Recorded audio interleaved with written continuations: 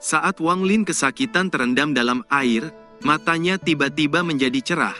Kandang air itu ternyata memiliki energi spiritual yang padat. Mata Wang Lin berbinar, dia memejamkan matanya dan mulai berkultivasi dengan tubuh terendam dalam air saat energi spiritual di dalam air perlahan berkumpul dan memasuki tubuh Wang Lin. Dia akhirnya bisa memiliki sedikit energi spiritual di dalam tubuhnya. Pada saat ini, di dalam sebuah pondok yang cukup mewah, Tarjo menatap sebuah kotak yang terbuka di hadapannya. Ada mutiara seukuran kepalan tangan yang memancarkan cahaya. Besar sekali mutiara ini, pasti harganya sangat tinggi, pikir Tarjo dengan senang menatap mutiara itu, lalu memasukkannya kembali ke dalam kotak. Matanya kemudian tertuju pada tas di atas meja. Tas itu sangat ringan, namun tidak ada lubang pembukanya. Tarjo hendak merobeknya, tapi tidak peduli seberapa kuat dia mengerahkan tenaganya, dia tidak dapat merobek tas itu, bahkan dengan pisau. Ini benar-benar harta karun, jika ada lebih banyak, aku dapat membuatnya menjadi satu set pakaian kebal. Aku heran dari mana bocah jelek itu mendapatkan harta karun sebagus ini, aku harus bertanya padanya, pikir Tarjo dengan cepat pergi menuju kandang Wang Lin. Namun saat Tarjo tiba di tempat Wang Lin, dia tertegun saat menatap Wang Lin yang melayang keluar. Tarjo segera menyadari siapa dia dan berbalik untuk melarikan diri. Namun Tarjo baru melangkah 2 langkah ketika sebuah bayangan tangan menangkapnya dan meremasnya tubuhnya hingga hancur, dan sebuah tas jatuh ke bawah. Wang Lin melihat tas itu dan segera tas itu terbang ke arahnya. Setelah membunuh 2 bandit lagi, Wang Lin segera merasakan tubuhnya langsung lemah. Ia segera memanggil nyamuk iblis. Setelah nyamuk itu muncul, pikirannya langsung terhubung dengan Wang Lin. Ketika nyamuk itu melihat Wang Lin terluka, dia menjadi sangat marah dan mulai membantai semua orang dengan ganas. Pada akhirnya semua orang gemetar ketakutan dan meletakkan senjata mereka. Seorang juru tulis berjalan keluar dari kerumunan dengan ketakutan dan berkata dengan suara gemetar saat berkata pada Wang Lin, "Yang abadi, tolong jangan marah. Kami benar-benar tidak tahu identitas yang abadi sebelumnya." Wang Lin menatap orang ini dan bertanya, "Negara manakah ini?" "Tempat ini berada di bagian utara negeri Pilu, bagian utara benua Suzaku," jawab orang itu gemetar. Wang Lin merenung sejenak lalu berkata, "Gali ruang bawah tanah ini agar airnya mengalir keluar." "Kau hanya punya 1 hari," kata Wang Lin dengan dingin. Juru tulis itu terkejut. Namun dia segera berbalik dan berteriak, "Semuanya, cepat gali tempat ini." Setelah 1 hari, air kotor berubah menjadi air jernih yang dipenuhi energi spiritualitas. Wang Lin masuk ke dalam air dan mulai berkultivasi. Ada nyamuk iblis yang menjaganya. 2 bulan berlalu, Wang Lin merasa semua luka di tubuhnya mulai sembuh, tapi domain teh dan segel di tubuhnya belum hilang. "Aku baru pulih ke tahap 2 kondensasi. Aku harus menemukan tempat yang lebih banyak energi spiritual. Sayangnya, jiwa asalku telah hancur, jadi tidak ada cara bagiku untuk mengeluarkan manik yang menentang surga. Namun aku memiliki beberapa batu roh kualitas tinggi, jadi aku tidak akan kekurangan energi spiritual untuk saat ini. Aku harus cepat memulihkan jiwa asalku agar aku bisa mengeluarkan manik itu," pikir Wang Lin. Saat merenung ia merasa ada yang aneh di air. Tempat ini bukan urat nadi spiritual, tapi mengapa air ini memiliki energi spiritual, pikir Wang Lin, lalu masuk lebih dalam ke dalam air dan duduk bersila mengambang di atas air. Namun tak lama kemudian, ia tenggelam ke dasar air yang tertutup oleh lapisan lumpur hitam yang tebal. Dengan lambaian tangannya beberapa kali, semua lumpur di tanah terangkat. Akhirnya air menjadi jernih dan memperlihatkan sebuah formasi dengan 3 lubang yang berisi batu roh kualitas tinggi. Namun, yang menarik perhatian Wang Lin bukanlah 3 batu roh kualitas tinggi itu, melainkan ada sebuah kerangka wanita. Kerangka itu dipaku ke dasar sumur menggunakan paku-paku hitam. Wang Lin menatap kerangka itu sejenak, lalu berenang dan bersiap untuk pergi. Namun gulungan di cincin penyimpanannya tiba-tiba mengeluarkan cahaya emas yang memaksa untuk keluar. Ini adalah pertama kalinya Wang Lin melihat itu. Gulungan misterius yang selama ini membuatnya penasaran mendadak menyerbu keluar. Gulungan itu bahkan pernah membuat Lao Muzi, Syaman berdaun 7 yang mengejar Wang Lin terdiam. Gulungan ini pasti memiliki latar belakang yang misterius. Pikir Wang Lin melihat gulungan itu terbang keluar dan perlahan terbuka. Gulungan itu benar-benar hitam dan gelombang suara tajam keluar darinya. Tepat pada saat ini, kerangka di dasar sumur tiba-tiba mengeluarkan sinar ungu, akhirnya membentuk bola cahaya ungu seukuran kepalan tangan, lalu sepenuhnya diserap oleh gulungan, dan kerangka itu langsung hancur menjadi debu. Setelah gulungan itu menyerap cahaya ungu, gulungan itu mulai jatuh perlahan dan Wang Lin menangkapnya, lalu segera keluar dari air. Setelah keluar dari air, Wang Lin perlahan membuka gulungan itu. Dia melihat perubahan pada kegelapan gulungan dan mengerutkan keningnya, namun dia masih tidak bisa melihat gulungan ini lebih dalam, lalu menyimpannya kembali. Di dalam kamar Wang Lin merenung, kerangka di bawah sumur itu sangat misterius. Orang ini pasti sangat kuat karena disegel dengan batu roh kualitas tinggi. Siapa dia, dan siapa yang menyegelnya di sana? Gulungan itu bahkan lebih misterius. Apa sebenarnya cahaya ungu itu? Pikir Wang Lin merenung. Karena penasaran, Wang Lin memerintahkan nyamuk iblis membawa jurus tulis dan menanyakan beberapa hal dan mendapatkan beberapa informasi. 3 bulan berlalu, negeri Pilu telah memasuki musim dingin. Para bandit di desa itu tidak meninggalkan gunung sudah selama lebih dari setengah tahun, tapi ada banyak makanan tersimpan di desa, sehingga mereka masih bisa melewati musim dingin. Dalam 3 bulan ini, Wang Lin duduk bertapa guna mengumpulkan energi spiritual di dalam tubuhnya. Ia bersiap untuk mencoba menerobos domain dan segel sekaligus. Kultivasinya telah pulih ke lapisan ke-6 kondensasi dengan bantuan batu roh kualitas terbaik. Beberapa hari berikutnya, Wang Lin mengeluarkan giok surgawi. Menelan giok ini seperti menelan racun, tapi domain teh dan segel suntai di tubuhku juga seperti racun. Menggunakan racun untuk melawan racun adalah cara tercepat untuk membuat lubang pada segel di tubuhku, pikir Wang Lin merenung sejenak, lalu mematahkan giok surgawi dan menelan pecahan kecilnya. Segera gelombang energi spiritual surgawi yang kuat mengalir deras di tubuhnya. Wang Lin dengan tenang mengendalikan gelombang energi spiritual surgawi untuk menyerang domain teh dan segel suntai, sekali, 2 kali, 3 kali. Setiap benturan akan menyebabkan tubuh Wang Lin bergetar dan retakan kecil mulai terbentuk di domain teh. Serangkaian suara retak terdengar ketika beberapa pecahan teh di wajah Wang Lin mulai rontok dan jatuh, lalu berubah menjadi kabut hitam yang berkumpul di depan Wang Lin lalu menghilang. Darah merembes keluar dari sudut mulutnya, tapi matanya mulai sedikit cerah. Sebuah celah domain dan segel teh akhirnya muncul setelah sekian lama menyerang menggunakan batu giok surgawi.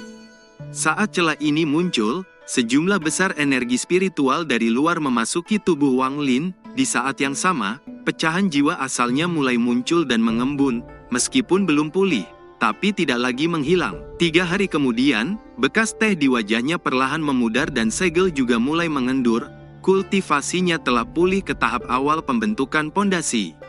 Ia harus bisa mencapai tahap pembentukan inti sesegera mungkin. Pada saat itu, dia bisa kembali menelan batu giok surgawi dan menghancurkan domain teh sepenuhnya. Untuk itu, Wang Lin perlu menemukan tempat dengan energi spiritual yang lebih padat untuk bertapa.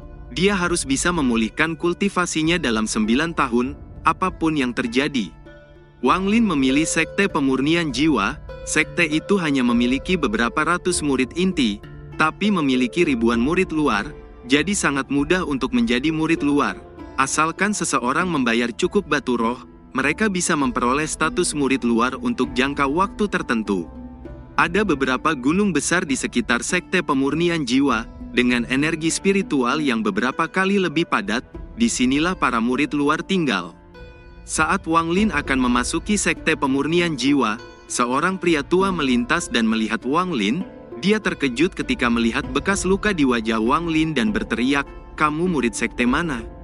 Murid ini adalah seorang kultivator luar yang ingin menjadi murid sekte luar, jawab Wang Lin. Orang tua itu melambaikan tangannya dan berkata, "Kamu terlambat, waktu untuk menerima murid sekte luar sudah lama habis, pulanglah dan kembali dalam beberapa tahun." Wang Lin mencibir dalam hatinya, lalu mengeluarkan kotak yang berisi pedang terbang dan memberikannya pada orang tua itu. Kesenangan melintas di mata orang tua itu. Baiklah, aku bisa melihat bahwa kau telah bekerja keras untuk mencapai tingkat kultivasimu, jadi aku akan membuat pengecualian. Ikuti aku, kata lelaki tua itu memasuki sekte pemurnian jiwa. Wang Lin mengangguk dan mengikuti. Beberapa saat kemudian mereka tiba di sebuah tebing. Lelaki tua itu berteriak, "Dawei, ini adalah murid yang kutemui di jalan. Bagaimana kalau kau menerimanya sebagai murid luar?" Seorang pria parubaya keluar. Dia melihat Wang Lin yang berdiri di belakang pria tua berambut merah itu dan berkata dengan malas, "Karena kamu sendiri yang bertanya, bagaimana mungkin aku menolaknya?" kata Dawei. Panatua berambut merah itu tersenyum dan berkata, "Kali ini aku mengumpulkan lebih dari 100 jiwa pendendam saat meninggalkan sekte. Aku akan menjadikan salah satu dari mereka sebagai jiwa utama. Setelah aku selesai, aku akan datang dan minum bersamamu," kata pria tua itu tertawa lalu terbang ke kejauhan. Dawei menatap Wang Lin dan bertanya, "Siapa namamu?" "Murid ini bernama Qianmu," jawab Wang Lin. "Baiklah Qianmu, gua ke-1090 di gunung ini akan menjadi milikmu. Biayanya 1 batu roh kualitas menengah untuk menggunakannya selama 1 tahun, kata Dawei sambil melemparkan token hitam ke arah Wang Lin. Wang Lin pura-pura keberatan saat mengeluarkan 2 batu roh kualitas sedang. Dawei mengambil batu roh dengan senang, lalu bertanya, "Apa yang kau berikan pada si tua rambut merah?" "Itu pedang terbang," jawab Wang Lin. "Jadi begitu, tidak heran si tua rambut merah itu sangat senang. Qianmu, meskipun kamu berada di tahap pembentukan pondasi, kamu tidak boleh berbangga diri, masih ada banyak kultivator pembentukan pondasi di antara murid-murid luar. 6 bulan lagi adalah saat kompetisi murid-murid sekte luar dimulai. Jika kamu bekerja keras, kamu mungkin memiliki kesempatan untuk menjadi murid inti," kata Dawei. Dia berbalik lalu berjalan masuk ke gua. Pada saat ini, Liu Mei melihat ke arah sekte pemurnian jiwa dari sebuah gunung di kejauhan. Di tangannya ada batu giok untuk mencari Wang Lin. Batu giok itu akan bereaksi jika Wang Lin berada dalam jarak 50 km, dan batu giok itu tiba-tiba melepaskan cahaya hijau. Liu Mei mengerutkan keningnya. Apakah dia ada di sekte pemurnian jiwa? Sementara itu di sisi timur planet Suzaku, nampak satu sosok jiwa terbang dengan cepat. Sosok jiwa ini adalah Bai Yun, panatua klan raksasa yang terluka parah dan harus melarikan diri dengan jiwa asalnya, karena bocah iblis Suntai. Dalam beberapa bulan, mereka hampir mengelilingi seluruh planet. Selama pengejaran, Bai Yun terkena beberapa pukulan bocah iblis. Karena itu, dia memancing bocah iblis itu ke utara yang ekstrim. Ada batasan kuno Suzaku di sana yang dapat menjebak bocah iblis di sana, jadi dia bisa melarikan diri. Saat ini, Bai Yun sangat lemah dan tidak ingin menarik banyak perhatian, jadi dia segera kembali ke klan raksasa. Adapun Cihu dan lainnya berhasil keluar hidup atau tidak, dia tidak peduli. Setelah kembali ke klan raksasa, dia segera merasuki tubuh salah satu anggota klan dan mulai bertapa. Tubuh yang dirasukinya ini akan membutuhkan waktu untuk menjadi miliknya sepenuhnya. Waktu ini tergantung pada tingkat kultivasi orang yang dirasukinya. Adapun Wang Lin, dia tidak berniat mencarinya. Suzaku sudah mulai menyelidiki masalah ini, jadi dia hanya bisa menyerah tanpa daya. Meskipun dia tidak berhasil menangkap Wang Lin, tapi dia mendapatkan pedang surgawi. Bai Yun melambaikan tangannya dan pedang surgawi terbang keluar dan melayang di hadapannya. Bai Yun menunjuk ke arah pedang surgawi dan berkata, "Roh pedang, muncullah." Segera jeritan yang memohon belas kasihan segera terdengar. Ketika kabut hitam keluar dari pedang surgawi dan berubah jadi sosok Suli Guo. Setelah melihat Bai Yun, Suli Guo langsung memohon belas kasihan. "Tuanku, kasihanilah, tolong jangan bunuh aku dipaksa oleh orang bernama Wang Lin itu. Kebencianku padanya tidak lebih kecil dari kebencianmu." Mendengar kata Suli Guo, Bai Yun tertegun dan langsung tersenyum tipis. "Kamu memang roh pedang yang aneh. Kebanyakan roh pedang itu setia. Tapi kamu berbeda," kata Bai Yun menatap Suli Guo sedikit dingin. Suli Guo segera mengubah ekspresinya dan berkata, "Bagaimana mungkin roh pedang pelayan biasa bisa dibandingkan denganku? Orang bijak tahu siapa yang harus mereka ikuti," kata Suli Guo. Bai Yun menatap Suli Guo dan kemudian menembakkan sinar hijau ke arahnya. Suli Guo segera mulai menjerit dengan sedih sambil berbicara buruk tentang Wang Lin, namun dalam hatinya, Suli Guo sangat marah pada Bai Yun karena melukainya. Bai Yun mendengus dan menarik segelnya, mulai hari ini dan seterusnya, kau adalah roh pedangku, karena kau menyerah atas kemauanmu sendiri. Aku tidak akan membatasimu, lagi pula, di tanganku, kau tidak akan bisa melarikan diri, kata Bai Yun. Suli Guo segera menunjukkan ekspresi senang, tuanku, jangan khawatir, aku selalu setia. Wang Lin memperlakukanku dengan buruk, jadi aku akan memberontak. Tapi tuanku memperlakukanku dengan sangat baik, aku tidak akan berani mengkhianatimu. Ini sumpahku, jika aku melanggarnya, biarkan 10.000 iblis menusuk hatiku, kata Suli Guo.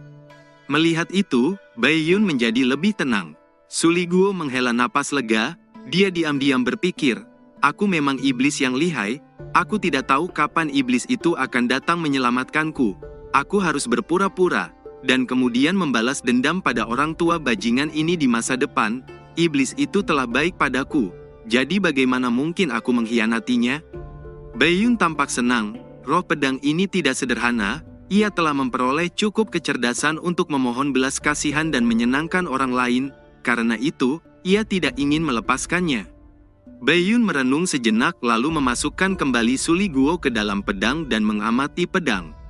Pedang ini tidak biasa, aku bahkan tidak tahu terbuat dari bahan apa, gumam Bai Yun dengan matanya berbinar.